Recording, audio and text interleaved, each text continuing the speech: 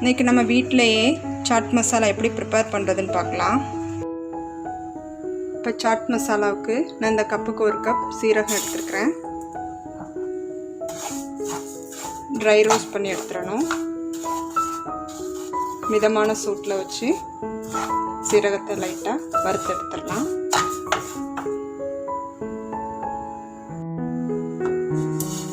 இப்போ நம்மளுடைய சீரகம் ரெடி ஆயிடுச்சு.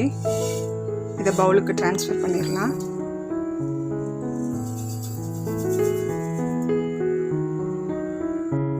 அதே கப்புக்கு பாதி மிளகு எடுத்துருக்கேன். இதையும் வறுத்துடலாம்.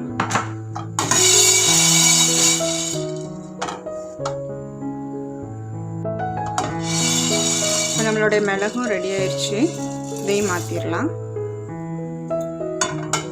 இப்போ இதில் 1 டேபிள் ஸ்பூன் கல்லுப்பு எடுத்துருக்கிறேன்.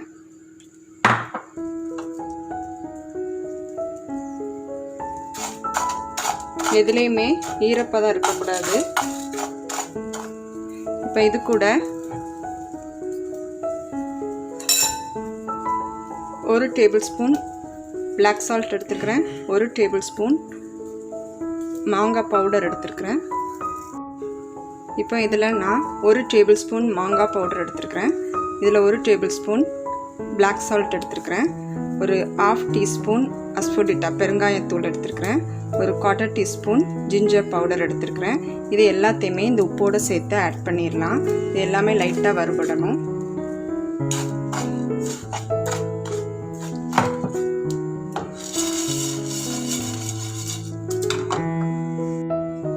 இப்போ இதுவும் நல்லா சூடாயிருச்சு. இதையும் நம்ம மாற்றிடலாம்.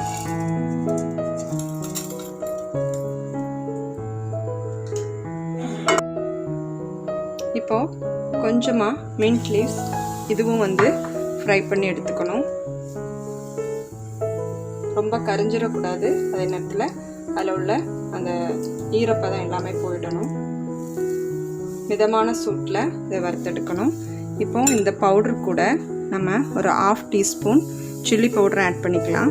ஏன்னா அதை சட்டியில் போடுறப்ப கரிஞ்சிரும். அதனால் இந்த சூட்டில் அது மிக்ஸ் ஆனால் போதும்.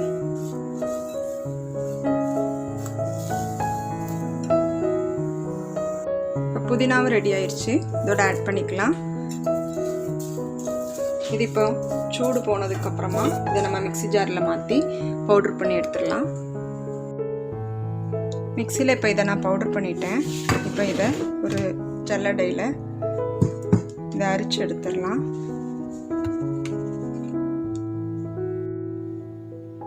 இப்போ இதை சலிச்சிட்டேன். இதில் இவ்வளோ பேலன்ஸ் இருக்குது. இதை நீங்கள் திரும்ப மிக்சியில் போட்டு பவுடரும் பண்ணிக்கலாம். பாருங்கள், இதை இப்போ நம்ம ஒரு பாட்டிலில் ஸ்டோர் பண்ணி வச்சுக்கலாம்.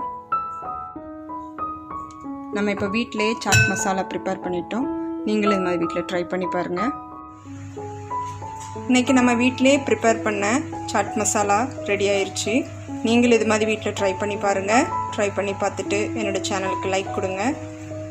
உங்கள் ஃப்ரெண்ட்ஸுக்கும் ஷேர் பண்ணுங்கள். சப்ஸ்கிரைப் பண்ணாதவங்க சப்ஸ்கிரைப் பண்ணுங்கள்.